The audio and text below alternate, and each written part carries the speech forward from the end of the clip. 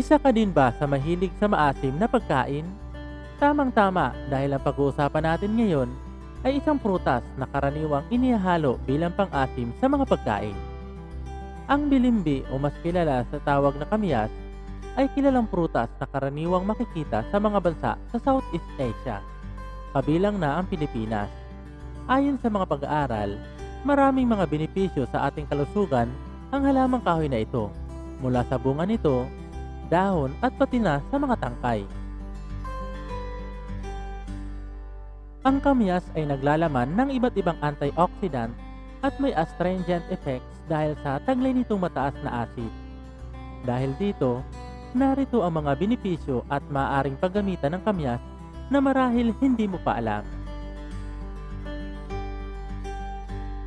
Ang bunga ng kamyas ay tradisyonal na ginagamit upang kontrolin ang hypertension.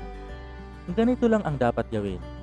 Pakuluan sa 3 tasa ng tubig ang kamyas hanggang sa mag-evaporate ang kalahati na tubig at saka ito ipainom habang mainit-init pa.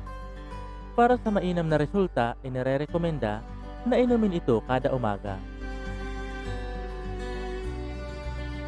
Mabuti para sa mga buto at ngipin. Ang mga buto at ngipin ay kusang humihina pagtanda. Ang pag-inom ng calcium supplement ay magandang option. Ngunit ang pagkonsumo ng mga pagkain na mataas at mayaman sa calcium ay mas lalong mainam. Idagdag mo pa kung makukuha mo ito ng libre at mura. Dito makakatulong ang kamyas dahil sa mataas na calcium na taglay nito, malaki at marami ang benepisyo nito sa iyong mga buto at ngipin. Kinokontrol ang diabetes. Ang kamyas ay kilalang nakakapagbabawas ng blood sugar level. Maaari mong gawing juice ang bunga ng kamyas. Maaari mo din itong pakuluan sa 1 tasa ng tubig hanggang mag-evaporate ang kalahati ng tubig. At pagkatapos ay pigain ito para lumabas ang katas. Inumin ang juice 2 beses kada araw. Panlunas sa obesity. Ang kamyas ay ginagamit bilang traditional medicine sa India bilang pangontrol sa obesity. Ang nilalaman ng kamyas na mga anti-hyperlipidemic agent ay nakakatulong para sa pagbabawas ng timbang.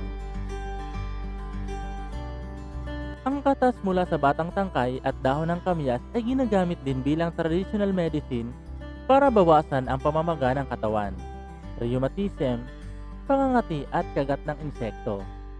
Ang minasang murang tangkay at dahon ng kamyas na may halong 3 hanggang 4 na cloves ng bawang at ginawang paste ay maaaring ipahid sa apektadong bahagi ng balat. Ito ay makakatulong para ibsan ang mga kondisyon sa balat. Gamot sa almoranas. Ang almoranas ay ang pamamaga ng mga ugat sa bandang puwetan na nagdudulot ng kirot, pagkairita at minsan ay pagdurugo. Ang dahon ng kamyas na ginawang tsaa ay mainam para sa mga taong dumaranas ng nakakahiya at masakit sa almoranas. Ang anti-inflammatory na katangian ng dahon ng kamyas ay tumutulong bawasan ang pamamaga na nagre-resulta ng kabawasan sa kirot at gayon din sa pagdurugo. Lunas sa makirot na joints o kaso-kasuan. Isa pang benepisyo ng dahon ng kamyas na ginawang paste ay mabisa itong lunas sa namamaga at masakit na mga kaso-kasuan dahil sa taglay nitong analgesic at anti-inflammatory na katangian.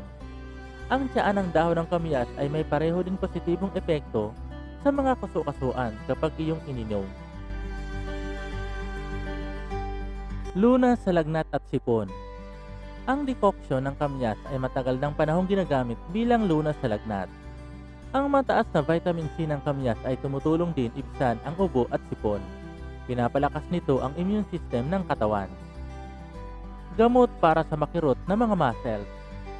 Ang dinikdik na dahon ng kamyas at ginawang paste ay maaaring makalunas sa makirot na mga muscle sa pamamagitan ng pagtapal ng paste sa apektadong bahagi.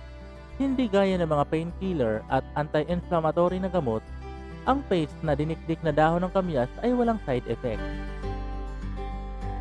Panlunas sa allergy. Ang allergy ay sanhi ng hypersensitivity ng immune system mula sa iba't ibang bagay na nasa labas ng katawan gaya ng pagkain, hangin, gamot at iba pa. Ang regular na pag-inom sa juice ng kamyas ay makatutulong ibsan ang mga allergy na nararanasan. Ang beke ay dulot ng virus na kung tawagin ay Paramexovirus. Ang virus na ito ay maaring makuha sa direct contact mula sa taong apektado. Ang pagtatapal ng murang tangkay at dahon ng kamyas na ginawang paste na may kasamang bawang ay may positibong epekto para mabawasan ang pamamaga ng beke. Ang mga herbal na gamot katulad ng kamyas ay mga alternatibong gamot lamang. Palaging kumonsulta sa doktor kapag may sakit na nararamdaman upang malaman ang eksaktong sakit at para malunasan ito ng tama.